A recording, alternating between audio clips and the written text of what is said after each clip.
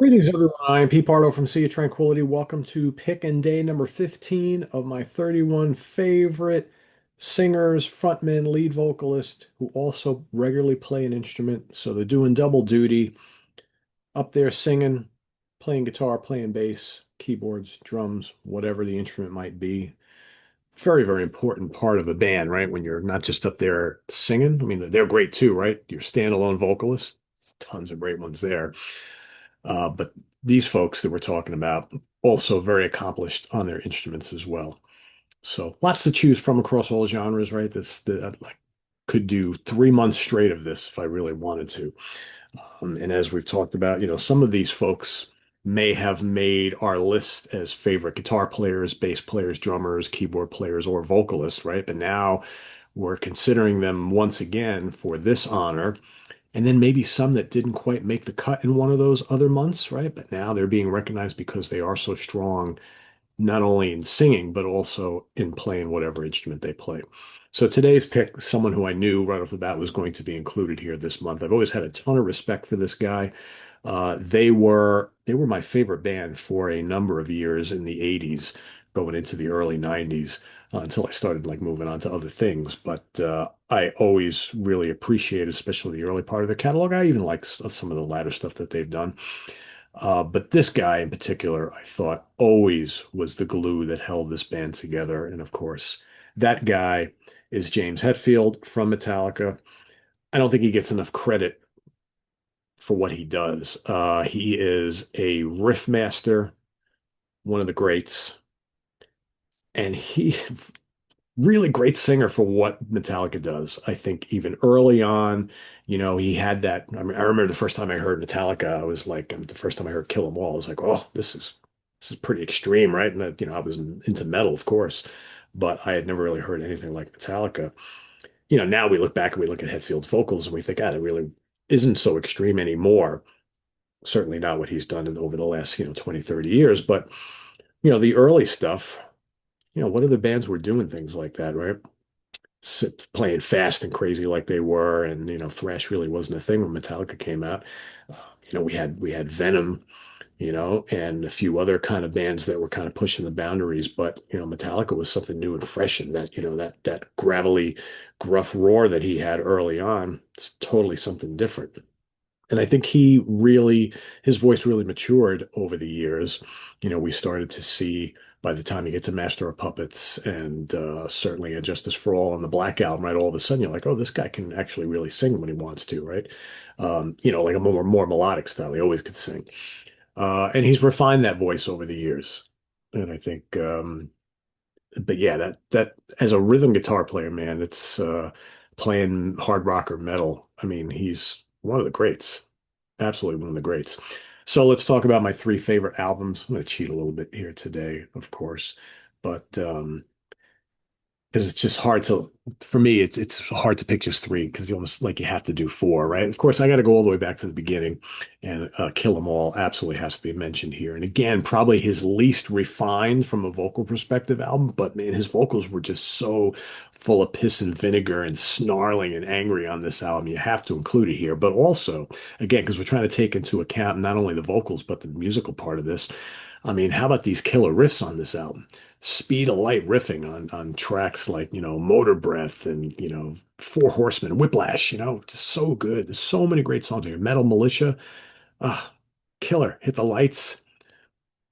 I mean, this is like a clinic of how to play breakneck, fast thrash riffs. There are some people that argue that Kill 'Em All is really the only pure thrash album in their catalog. I mean, I think there's plenty of thrash on the next two albums, right? But not really like this. There's really no other album in their catalog quite like this. This is fast and frantic and precise and just totally ripping stuff. So had to mention that. And of course, got to go with Ride the Lightning, my personal favorite Metallica album. Here's where the massive riffing starts to come in Hetfield as a kind of that riff master really starts to happen on this album, I think. You could argue, well, there's kind of maybe cooler riffs on here and faster stuff, but here is where the legend of Hetfield really kind of hit. Like Fight Fire with Fire is amazing. Of course, Creep in Death is just killer. For Whom the Bell Tolls. I love his work in Fade to Black. And again, you're hearing his more melodic vocal style there as well. This is just an immense album, still so great. Still love listening to it to this day. And I think the album for me that really made Metallica my number one band there for a few years, taking over from Black Sabbath. It's really, the only time in, other than, Kiss for early on, Black Sabbath and Deep Purple, Metallica, back to like Black Sabbath and Deep Purple, Black Sabbath, Deep Purple, Black Sabbath. I mean, really, and Dream Theater was kind of my favorite band throughout the 90s, into the early 2000s. But I haven't had all that many bands that I could actually say at a given time were my number one favorite band at the moment, or for a length of time, like more than a couple of years. But man, when Master of Puppets came out, I was all in on Metallica, everything Metallica. I was going to see them live whenever I could, and just, I was riding the high of these three albums. And Hetfield sounds amazing on here. Not only is the riffs great, but his vocals are great. You got the fast stuff on here. Of course, the bookends, Damage Inc. and Battery. Then you got these big, immense, monolithic, almost like doomy riff things like Master of Puppets, The Thing That Should Not Be. Welcome Home Sanitarium, such an anthem, right? Disposable Heroes, Leper Messiah. You got the instrumental. Great stuff. Great stuff. And I got to mention, those are the three, right? But I have to mention Injustice for All. I mean, this is a totally different beast from these other three albums. This is just like these big, immense, long, just juggernaut riff. Almost like a Doom album, right? In spots. The title track and Eye of the Beholder in one is so creepy and ominous. Shortest draw. Dun, dun, dun, dun, dun, dun, dun, dun, dun. Afraid ends of sanity to live is to die. It's just great stuff on here. So I did just want to mention that as well. So yeah, James Hetfield um, is my pick for today. Great riffing, great singing, such an important kind of person in the metal universe over the last 40 plus years. Um, just and a great front man, right? So he does it all. So he's my pick for today. Let us know if you have any thoughts on James Hetfield down in the comments below. I've seen plenty of pick him already, and list your pick as well. And we'll see you tomorrow for another one as we move into day 16, right? Halfway point in the month. We got half to go. Lots of players yet, singers. So good playing, good singing, to quote the Grand Funk album, right? And we'll see you tomorrow for another one. Visit us on the web at www.seatranquility.org. We're on Facebook, we're on YouTube and Instagram all the damn time. Please subscribe if you haven't already, and click on that notification bell so you get alerted of all of our content as a post. And please do hit the like button before you leave. Also down below, we got the links to our Ko-Fi page for channel donations, our merch page, our Cameo page, and the Sea Tranquility membership options.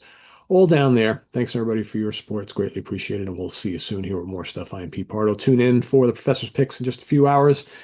Lots of new releases today to talk about. We've got Jamie Laszlo and the review crew tomorrow, and Sunday I will be ranking the albums of Wireless. So tune in for that. Possibly even Carcass. We'll see if I can get to that. If not, Carcass will be next week.